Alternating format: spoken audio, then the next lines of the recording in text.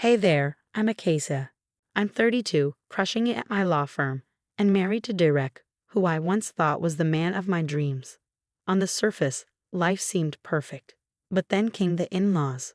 Let me tell you about the family I married into.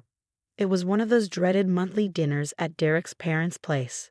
From the moment we walked in, I felt like I was tiptoeing over landmines. The tension was thick enough to choke on.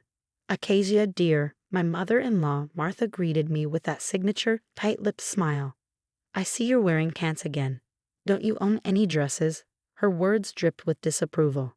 I forced a smile. I came straight from work, Martha. Big case. From the armchair, Derek's father, Robert, grunted. Work, work, work. When are you two going to start thinking about giving us grandchildren? Derek stiffened beside me. Dad, we've talked about this. We're focusing on our careers right now. And then, like clockwork, Derek's sister Emma burst into the room, her voice a little too chipper. Hey, everyone. Acacia, love your top. Is it new? Something about Emma's constant perkiness always set me on edge. She was nice enough, sure, but something was always off. As we moved to the dining room, I couldn't help but notice the display cabinet crammed with glittering heirlooms. Martha caught me looking. Beautiful, aren't they?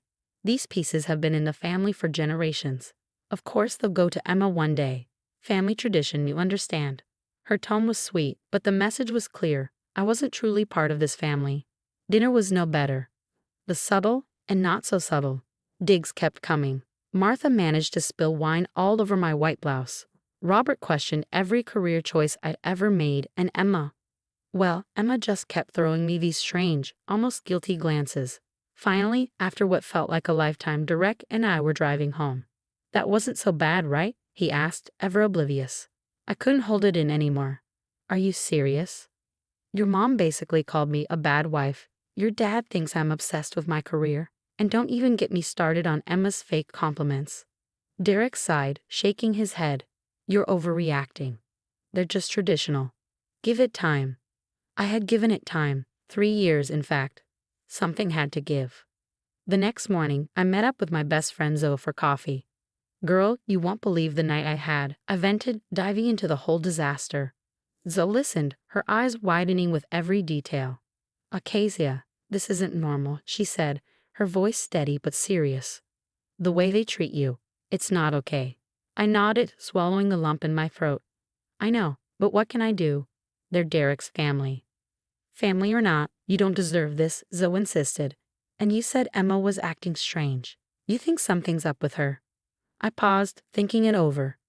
Now that you mention it, yeah, she seemed nervous, and I could have sworn I heard her arguing with Martha in the kitchen about money. Zoe leaned in, lowering her voice. Keep your eyes open, Acacia. I've got a feeling there's more going on here than just family drama. As I left the coffee shop, I couldn't shake the feeling she was right.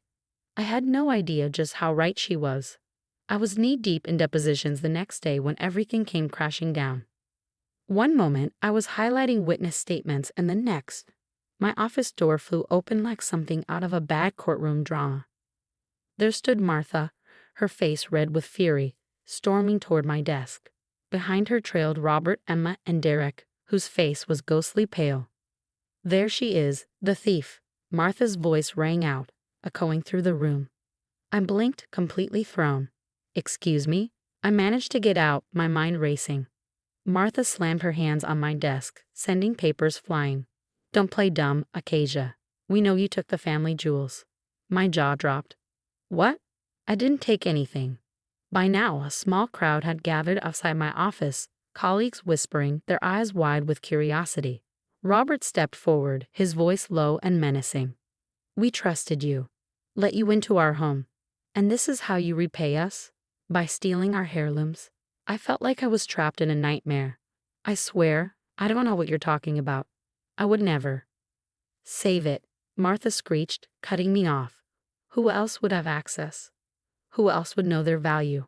I turned to Derek, desperate, hoping, begging for him to defend me. But he just stood there, silent and useless. Derek, I pleaded, tell them this is insane. You know I'd never do this. He shifted uncomfortably, avoiding my gaze. Mom, Dad, maybe we should talk about this at home, he said, his weak response feeling like a slap in the face. Emma, who had been suspiciously quiet until now, finally spoke up. We just want the jewelry back, Acacia. If you return it, maybe we can forget this whole thing. I stared at her, dumbfounded. I can't return what I don't have. I didn't take anything. Before I could say more, my boss, Mr. Jacobson, stepped in. I think it's time everyone calmed down. This is a place of business, not a courtroom. As security escorted Derek's family out, I could still hear Martha's shrill voice echoing down the hallway. We'll go to the police. You won't get away with this. The aftermath was brutal. Whispers followed me everywhere. Colleagues who once respected me now looked at me with suspicion and pity. I could feel their eyes on me, questioning everything. Later that evening, back at our apartment, the fight I knew was coming finally exploded. How could you just stand there? I demanded, my voice shaking with anger. Why didn't you defend me? Derek ran his hands through his hair, clearly frustrated. What was I supposed to do, Acacia? They're my family. And I'm your wife, I snapped.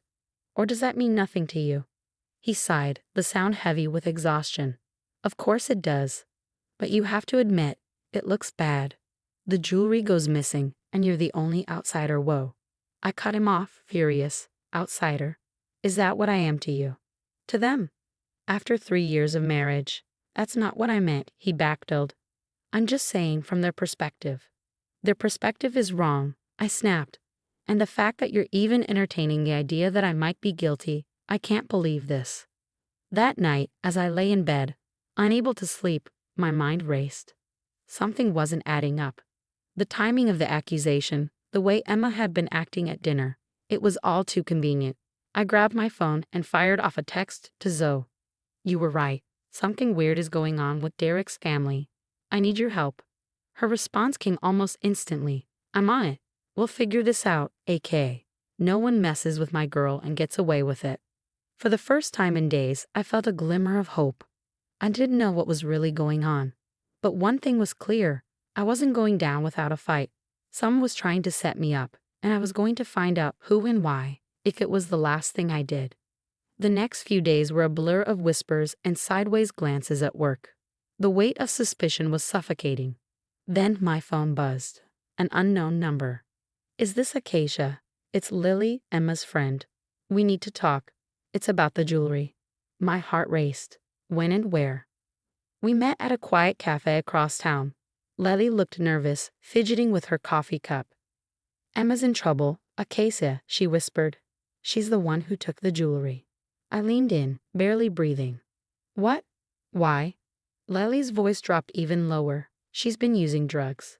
It started with pills, but now, it's bad. She needed money for her dealer. My mind reeled. But why blame me? Martha found out, Lily explained, her voice trembling. She was furious, but more worried about the family's reputation. So they decided to pin it on you. I felt sick. Do you have any proof? Lily nodded and slid an envelope across the table. Inside were photos of Emma at a pawn shop and text messages about drug deals. I'm sorry, Lily said, tears welling in her eyes. I should have come forward sooner, but I was scared. I didn't want to betray Emma, but this isn't right. I left the cafe in a daze, my mind spinning. I had to confront Derek. Back at our apartment, I laid everything out in front of him. Lily's confession, the photos, the texts. Derek's face went pale. This can't be true. Emma wouldn't. Wake up, Derek, I said, my voice cold. Your precious family isn't as perfect as you think. Your sister needs help, and your mother, she's protecting her at my expense. Derek slumped onto the couch, his head in his hands. I don't know what to say. How about, I'm sorry for not believing you, Acacia. Or, I'll stand by you and help clear your name. He looked away, unable to meet my eyes. Zoe and I spent the next day gathering every shred of evidence we could. We tracked down the pawn shop owner, got security footage, and even found Emma's dealer, who was more than happy to talk once we mentioned the possibility of a reduced sentence. With everything in place, I called Derek. Family meeting tonight. Everyone needs to be there. Acacia. I don't think. This isn't a request, Derek. Be there or don't bother coming home. That evening, The tension in Derek's parents' living room was thick enough to cut with a knife. Martha glared at me, her eyes full of venom, while Robert shifted uncomfortably. Emma wouldn't look at anyone. "What's this about, Acacia?" Martha snapped. "Come to confess." I took a deep breath. "Actually, I'm here to clear my name and to help Emma." Emma's head snapped up, panic flooding her eyes as I began laying out everything. The photos, the text messages, the pawnshop receipts, one by one. I presented the evidence. With each piece, the color drained from Martha's face. "Emma's been struggling with addiction," I said gently. "She took the jewelry to pay for drugs." Derek looked like he'd been punched in the gut. "Emma, is this true?" His voice was barely above a whisper. Emma broke down into sobs. "I'm so sorry. I didn't mean for it to go this far. I never wanted this." Robert shot to his feet, his face crimson with rage. "You knew about this?" he bellowed at Martha. Martha's carefully composed mask cracked. "I was trying to protect her, to protect our family name." "By destroying mine?" I shot back, my voice trembling with controlled anger. "By accusing me of theft." Derek finally found his voice. "Mom, how could you? And Emma, why didn't you come to us for help?" Emma's sobs deepened. "I was ashamed, scared." Then it spiraled out of control. The room exploded into chaos. Accusations, apologies, and blame ricocheted through the air. But I stood firm, cutting through the storm with a clear, steady voice. "Emma needs help, real help, and all of you need to take a long, hard look at yourselves." As the dust settled, Derek turned to me, his eyes filled with remorse. "Acacia, I am so sorry. I should have believed you. I should have stood by you." I nodded, my heart heavy but not yet ready to forgive. "Yes, you should have." The next few months were a whirlwind. Emma entered rehab, facing the consequences of her actions, but also getting the help she desperately needed. Martha and Robert started family therapy, unraveling years of enabling behavior and misplaced priorities. As for me, I threw myself into my work, rebuilding my reputation with the truth finally out. My colleagues, once suspicious, now rallied around me. 6 months after that fateful family meeting, I made partner at the firm. Derek and I, well, that was complicated. We were in counseling, slowly working through the breach of trust. Some days were better than others. "I'm proud of you," he said one evening, his voice soft as we sat in the quiet of our apartment. "The way you handled everything. You're incredible." I smiled, feeling a warmth I hadn't felt in months. "Thanks, I'm proud of me too." We were taking it day by day, rebuilding our relationship on a foundation of honesty this time. It wasn't easy, but it was a start. As for Martha and Robert, our relationship was civil but distant. They were trying. I'll give them that. But some wounds take longer to heal than others. Looking back, I realized how close I'd come to losing myself in their lives. But I stood my ground, fought for the truth, and came out stronger. If I've learned anything from this, it's that the truth always finds a way out. And when it does, you better make sure you're on the right side of it, because in the end, your integrity is all you've got. Everything else, just noise. Now let's step back for a moment.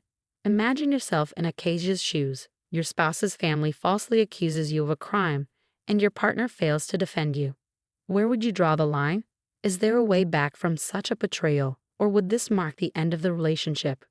Family loyalty versus marital commitment. The challenge of addiction within families, the lengths people will go to protect their reputation. Navigating these waters is anything but simple. Would you fight to clear your name like Acacia did, or would you walk away? Is forgiveness possible after such a profound breach of trust? Share your thoughts in the comments. If this story resonated with you, please like the video and subscribe for more thought-provoking content. Your support helps us continue sharing intense, real-life inspired narratives. We look forward to reading your responses and engaging in this important discussion.